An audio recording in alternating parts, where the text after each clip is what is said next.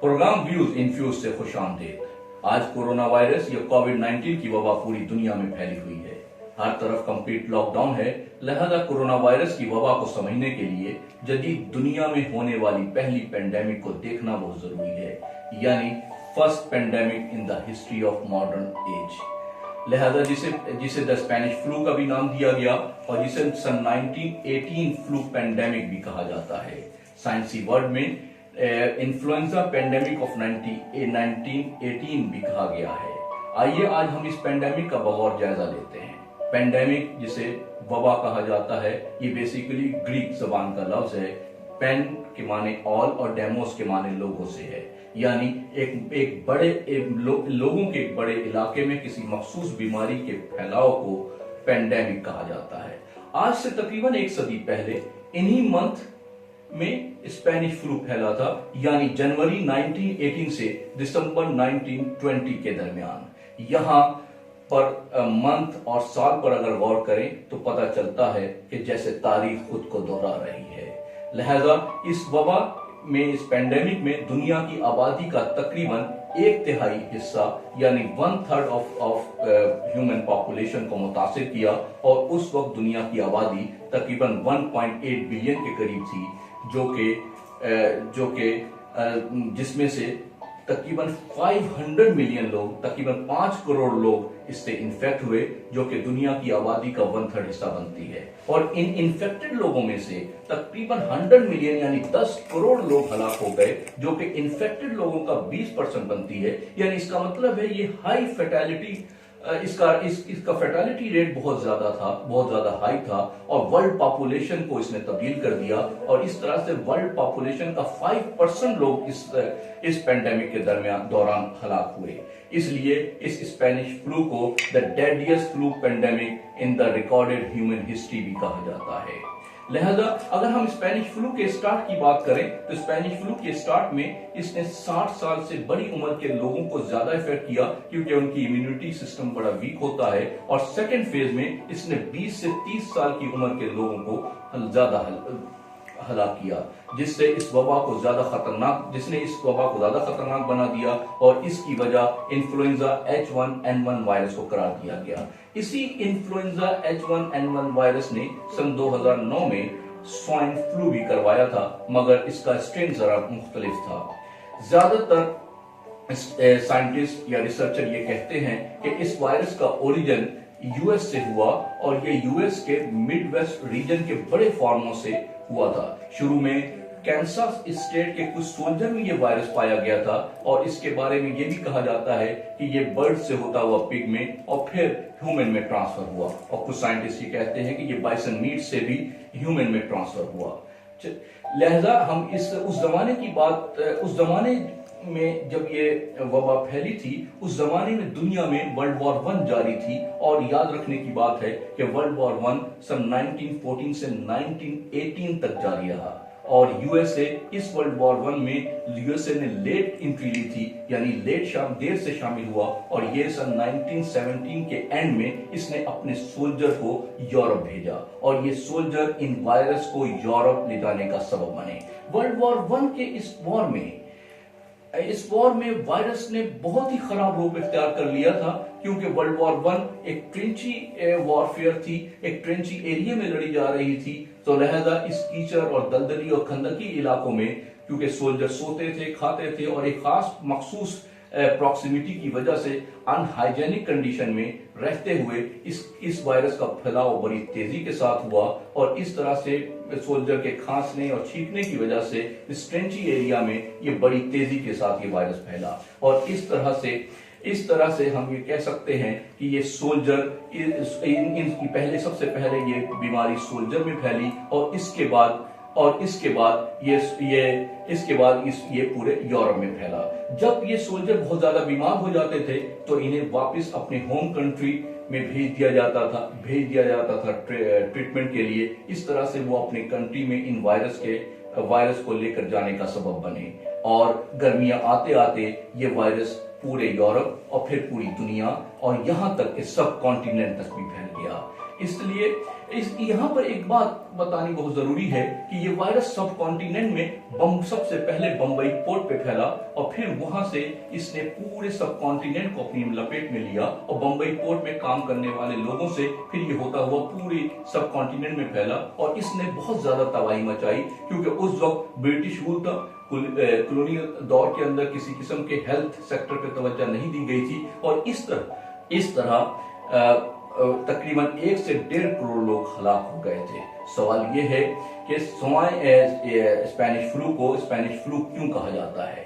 यह भी एक इंटरेस्टिंग स्टोरी है, क्योंकि वर्ल्ड वॉर 1 जर्मनी और फ्रांस के बॉर्डर पे जारी थी और इस वॉर में स्पेन एक न्यूट्रल मुल्क के तौर पे मौजूद था, लेकिन स्पेन के अंदर स्पेन ना तो किसी सेंट्रल पावर का हिस्सा था और ना ही किसी एलॉय का, लिहाजा एक न्यूट्रल होने की वजह से इसने अपनी मीडिया सेंसरशिप नहीं की और बाकी कंट्रीज जिसमें फ्रांस, जर्मनी, ग्रेट ब्रिटेन और यूएस ने अपनी कंट्रीज में नेगेटिव न्यूज को छापने से मना कर दिया था और यहां तक कि उसने ब्रॉडकास्टिंग सिस्टम को भी बैन कर दिया था ताकि उनकी वॉर स्ट्रेटेजी को फर्क न पड़े।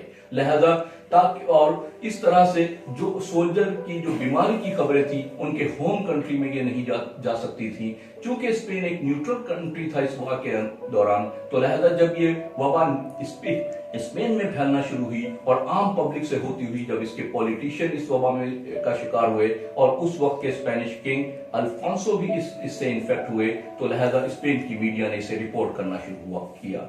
इस तरह स्पेन इस पेंडेमिक की न्यूज को स्पेन से इस पेंडेमिक की न्यूज बाहर आने लगी और फिर बाद में ब्रिटिश मीडिया ने ही इसे स्पेनिश फ्लू का नाम दे दिया, जो कई सालों और आज तक इसी नाम से जाना जाता है। लिहाजा इसे बाद में फॉरगॉटन पेंडेमिक भी कहा जाता है, क्योंकि उस वक्त साइंस ने इतनी तरक्की नहीं की थी, उस वक्त एंटीबायोटिक नहीं थी, लोग वायरोलॉजी के बारे में कुछ नहीं जानते थे, तो इंसानों ने इस तरह की बीमारियों को अपना मुकद्दर मानकर भुला दिया। मगर बाद में इसे रिसर्च और स्टडी किया गया, तो आज की इस दुनिया जो कि रिसर्च और साइंस की दुनिया है और हम किसी भी पेंडेमिक को एक्सपेक्ट नहीं करते, और आज की जीन्स ने पिछले 50 से 60-70 सालों में कोई पेंडेमिक नहीं देखा है, यानी now we are not ready for any pandemic. तो स्पेनिश फ्लू जो कि 20 से 30 साल की उम्र के लोगों को भी बहुत ज्यादा इसने इफेक्ट किया था, तो लिहाजा ये एक डेडलिएस्ट वायरस था।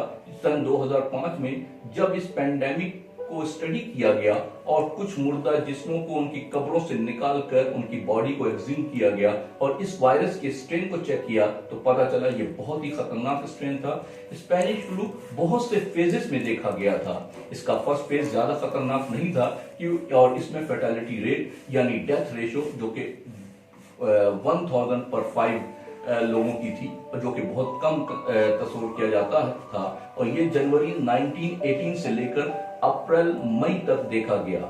उसके बाद ये फ्लैट हो गया और इसका फिर सेकेंड फेज जो कि लेट सितंबर और अक्टूबर से शुरू हुआ, जो बहुत ज्यादा डेंजरस था। इसमें फर्टिलिटी रेट यानी डेथ रेशियो 1000 पर 25% था, जो कि बहुत ज्यादा था। इसका रीजन ये बताया गया था कि इस वायरस ने अपने आप को over the period of summer mutate कर लिया और इसकी वजह से यंग एडल्ट्स यानी जिनकी उम्र 20 से 30 साल वाले लोगों की थी, उनमें सीवियर ऑटो इम्यून रिएक्शन करवाया और इसे साइटोकाइन स्टॉर्म भी कहा जाता है। इसकी वजह से बहुत ज्यादा डेथ हुई थी। फर्स्ट फेज में बड़ी उम्र के बुजुर्ग इफेक्ट हुए और सेकेंड फेज में यंग एडल्ट्स, और इसका एक थर्ड फेज 1919 में भी आया और ये आहिस्ता आहिस्ता दिसंबर 1920 में खत्म हो गया। ये बहुत तवील अरसे तक ये पेंडेमिक रहा, यानी तकरीबन 3 साल तक, और इस तरह से ये एक डेडलिएस्ट पीरियड कहा जाता है ह्यूमन हिस्ट्री का। सितंबर से दिसंबर 1918 is the deadliest period of the human history. लिहाजा उस वक्त कोई एंटीबायोटिक नहीं थी, तो लिहाजा इस इन्फेक्शन की वजह से जो viral infection disease of the upper respiratory system के नतीजे में लोगों को निमोनिया होता था और उसको ट्रीट नहीं किया जा सकता था, तो लिहाजा इसकी वजह से भी काफी ज्यादा अमवात हुई। और फिर सेकेंडरी इन्फेक्शन जिसमें मलेरिया, पोलियो, कॉलरा की वजह से भी काफी अमवात हुई और कुछ अमवात अंडर रिपोर्टिंग भी हुई। लेकिन एक आम कंसेंसस ये है कि तकरीबन 100 मिलियन यानी 10 करोड़ लोग इस वबा से हलाक हो गए। और उस जमाने में क्योंकि इंटरनेशनल ऑर्गेनाइजेशन नहीं थी, WHO नहीं था जो पूरी दुनिया के डेटा को कोरिलेट करता या उसका रिकॉर्ड इकट्ठा करता, लिहाजा लोकल लेवल पर या स्टेट लेवल पर हर मुल्क ने अपने अपने अलग रिस्पॉन्सेस दिए और सबसे ज्यादा डेटा यूएसए के पास था।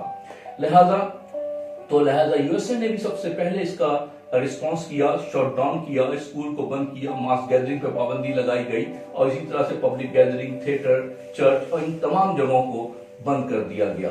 न्यूयॉर्क जो कि आज भी इसी तरह से इफेक्टेड है, उस जमाने में भी न्यूयॉर्क सिटी इसी तरह से इफेक्टेड था और न्यूयॉर्क सिटी के अंदर पब्लिक प्लेस पर कफिंग और स्पाइटिंग पे भी फाइन लगाया गया था। लिहाजा रिस्पांस के तौर पर मिलिट्री बेसिस को हॉस्पिटल में कन्वर्ट कर दिया गया, बहुत से शहरों को कंप्लीट लॉकडाउन कर दिया और ह्यूमन इंटरेक्शन को कम से कम किया गया, जिस तरह से आज वुहान में या हुबे में किया गया। लिहाजा नवंबर 1918 में वर्ल्ड वॉर 1 अपने इख्तिताम को पहुंचा, लेकिन उस जमाने में स्पेनिश फ्लू अपने उरूज पर था, यानी October 1918 is the deadliest month in the human history due to that pandemic. Spanish flu, इसमें हम एक बात हम ऐड करते चले कि स्पेनिश फ्लू के फैलाव का सबब उस वक्त के रिटर्निंग सोल्जर थे जो कि वर्ल्ड वॉर 1 से रिटर्न हुए थे, और आज कोरोना वायरस के फैलाव का सबब इंटरनेशनल ट्रेवलर बने। वर्ल्ड वॉर 1 में तकरीबन 40 मिलियन 4 करोड़ लोगों की हलाकत हुई थी, जबकि स्पेनिश फ्लू से 10 करोड़ लोग हलाक हुए थे। तो अंदाजा इस बात का लगाया जा सकता है कि यूएसए के ये कितना डेडियस था, और इस तरह ये यूएसए के अंदर 6,75,000 लोग तकरीबन 6,75,000 लोग तकरीबन इसमें हलाक हुए, और जो कि उस वक्त की यूएसए की आबादी का ये 5% बनती है, क्योंकि उस वक्त यूएसए की आबादी तकरीबन 100 मिलियन 10 करोड़ के करीब थी। इसने उस वक्त के अमेरिकन की लाइफ एक्सपेक्टेंसी को भी कम कर दिया, तकरीबन 12 साल कम किया। जो उस वक्त लाइफ एक्सपेक्टेंसी थी वो 51 ईयर्स से 39 ईयर्स रह गई। तो लिहाजा इसने एक डेमोग्राफिक इंपैक्ट भी काफी ज्यादा दिया और वर्ल्ड पॉपुलेशन प्रोफाइल को भी चेंज कर दिया। वर्ल्ड पॉपुलेशन प्रोफाइल इस हद तक चेंज किया कि सन 1911 के अंदर जो सेंसस हुआ और फिर सन 1921 में जो सेंसस हुआ, तो फर्स्ट टाइम ह्यूमन हिस्ट्री में दुनिया की आबादी कम हुई। लिहाजा हम नेक्स्ट एपिसोड में हम इस बात को डिस्कस करेंगे कि ये आमतौर से ये ख्याल किया जाता है कि 2005 में होने वाली स्टडी और रिसर्च में उन मुर्दा जिस्मों को कब्रों से निकालकर उनके वायरस को इस लेबोरेटरी में लाया गया और फिर इरादी या गैर इरादी तौर पर यह ह्यूमन कम्युनिटी में आ गया है। लिहाजा इससे बहुत ज्यादा एहतियात की जरूरत है, ह्यूमन इंटरेक्शन को कम से कम रखने की जरूरत है, और जितनी भी एहतियात की जा सकती हो वो कम है। लिहाजा किसी शायर ने शायद इसी मौके के लिए कहा हो कि कोई हाथ भी ना मिलाएगा जो गले मिलोगे तबाक से, ये नए मिजाज का शहर है, जरा फासले से मिला करो। अपना और अपने इर्द गिर्द के लोगों का बहुत ख्याल रखिएगा। अल्लाह ने